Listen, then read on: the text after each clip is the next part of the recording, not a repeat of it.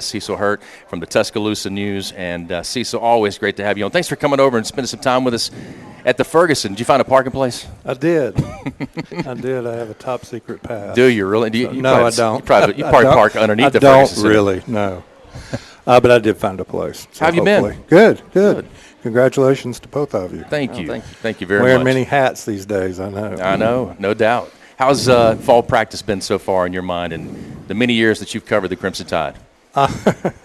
Not many, I guess. A bunch. No, it's many. That wasn't what I was laughing at. They tend to be similar. There've been two scrimmages. I think they've both been offense a little bit ahead of the defense. They're really trying to work a lot of young guys in on the defense, so it really makes a difference not to have experienced players, really more than one deep. Very few experienced backups, almost none. So that's who your first offense is going against most of the time, are guys who are trying to learn on the fly. So it's a little different than it was even in 2016, certainly than it was in 1992. Yeah, exactly. You know? Is this offense one of the best that Saban has had as far as talent-wise, the skill positions? Well, so I think it has as many playmakers, if not more, than any of the previous incarnations. Good receivers, good running backs, and they've had that, and sometimes it's hard to measure.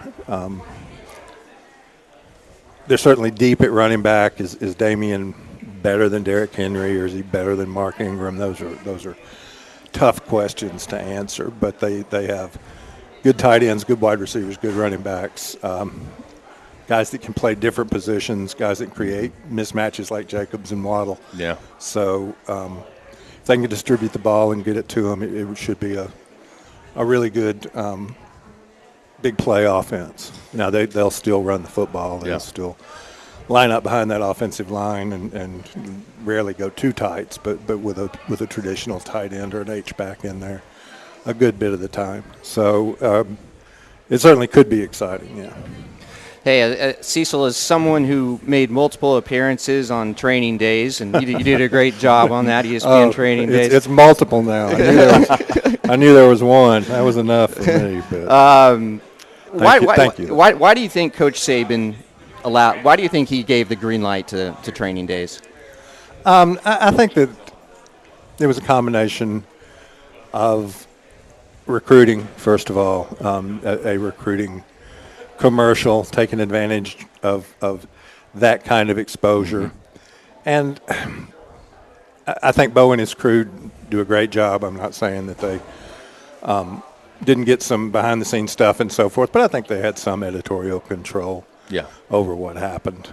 So it's your own production. But he's been, they've really made a change over the last 2 years in that kind of access, not just with the training days, but with the barbershop, with so many of the things that they do. Continuing to work on coach a little bit to get a little better access to some of the players. Yeah. But I think as far as getting cameras in there, they know that that's how you catch a recruit's attention. What's the rule now on that as far as the play? Is it still? Well, it's freshmen. Technically, it's freshmen. Off limits? Are off limits. Okay. But, for instance, Tua's not a freshman anymore, and he's talked.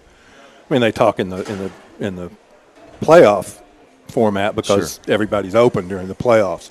All the locker rooms are open. But since then, and partly because he was injured in the spring, but partly just because of limited access, Tua's been available one time. Jalen's been available a little bit more than that because he was out there in the spring, but not a lot more. And these are guys, believe me, if they can handle being on the field in the second half of a championship game in overtime, they can handle whatever question I can throw at them. So because I met with you from the time I was a redshirt freshman for 5 years. Sure, yeah, sat and talked. Absolutely. And I think that the neat thing about that too, from a public's perception, and even from the writers, is that you get to know each other. Yeah. And Willie Gaston would run off the field and he'd wave at us. You guys need me today? Right. Y'all need anything? He's wanting to do it. Exactly. Yeah.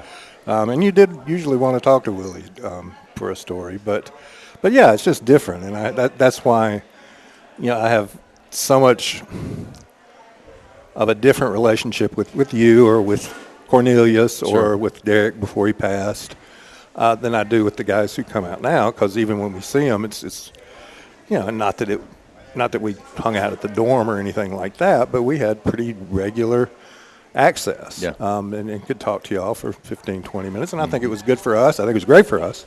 But I think it's good for the players, too. Great for the players. Yeah, great for the players. Yeah. Yesterday, you posted your SEC power rankings.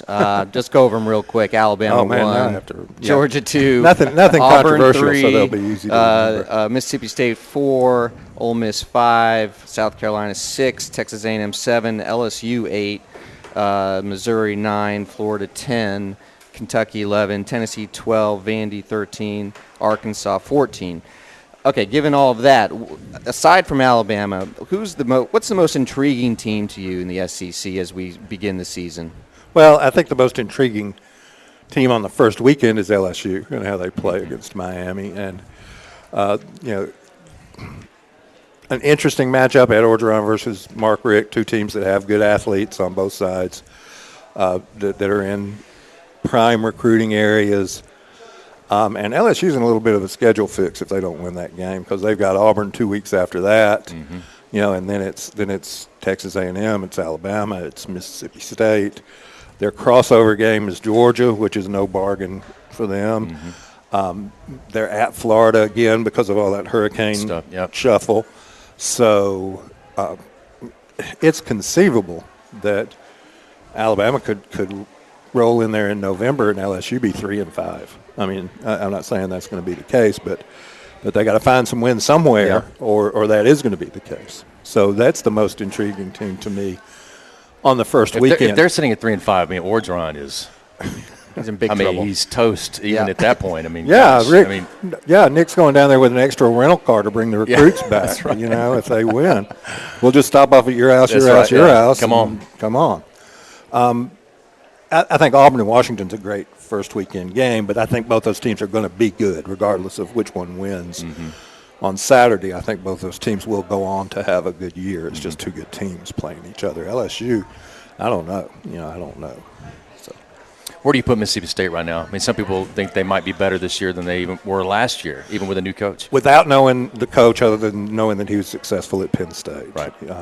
He hadn't been a head coach. Nobody has that book to work with. So without knowing that, they've got an accomplished quarterback in Nick Fitzpatrick. They've got really good linemen on both sides of the ball, including Jeffrey Simmons, who's an outstanding lineman. Dan left them pretty well. Dan Mullen left them pretty well stocked with defensive players and on the line of scrimmage, which for many years has been where they've struggled a little bit just depth-wise. So, again, their running game should be good. Not 100% sure on their receivers, but I think that they have a chance to be pretty good. Cecil, on a somewhat personal note, I teach at Alabama, and students can't believe that I was at Sports Illustrated for 20 years, at one place for 20 years.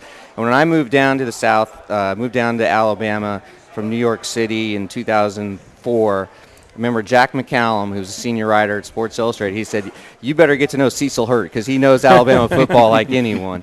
So the question is, Cecil, why have you decided to stay covering Alabama for so long? Have you ever thought about going in another direction? Did you ever think about going in another direction in your career? Because it's really remarkable. Well, thanks, I guess.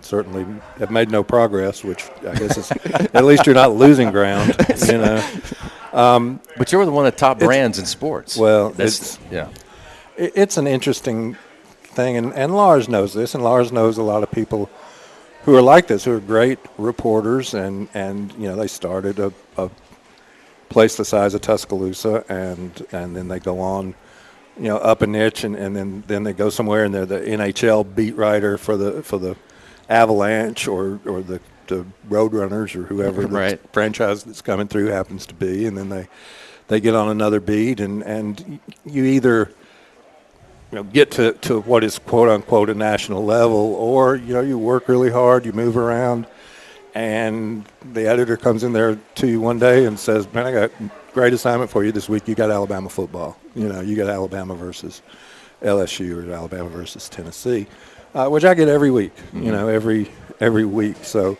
I mean, I was born here. I mean, there are some personal reasons to stay here, but you know, you can chase things around sometimes in this industry and end up about where you were going to be. Other guys that are more talented than I am, you know, have done a lot more. Give them a great deal of credit. But I've been happy here. It's certainly in the parameters of this state, it's the biggest sports story by far. Week in, week out. There is, for better or worse, there's more readership of me covering Nick Saban than there is of whoever's covering the governor. Yeah, absolutely. And you know, even if they're great, even though like John Archibald or you know, one of the outstanding State House reporters that we have, there's just more interest in football. That's a shame in some ways, and it's great for me in other ways. But so that's part of it. No, hey, your columns are always destination reading for everyone who follows Alabama football. And what I love is you clearly know your history, because you don't mind throwing some history into your columns, and you have a very unique writing style. And I've always been a big fan. Thank you very much. You're very kind. And it seems, I mean, and I know this, I'm not saying it seems this way, but you're beloved by the Alabama fans. They feel like that you are the source of Alabama football. But has it always been that way? Do you think, like, because during the rough times when you're having to write tough articles and honest articles, I guess maybe more beloved when championships are ringing in? I'm much more beloved with 5 national championships That's right. in 9 years Yeah. Than I was. I don't remember Coach Whitworth. My dad played for Coach Whitworth. Okay.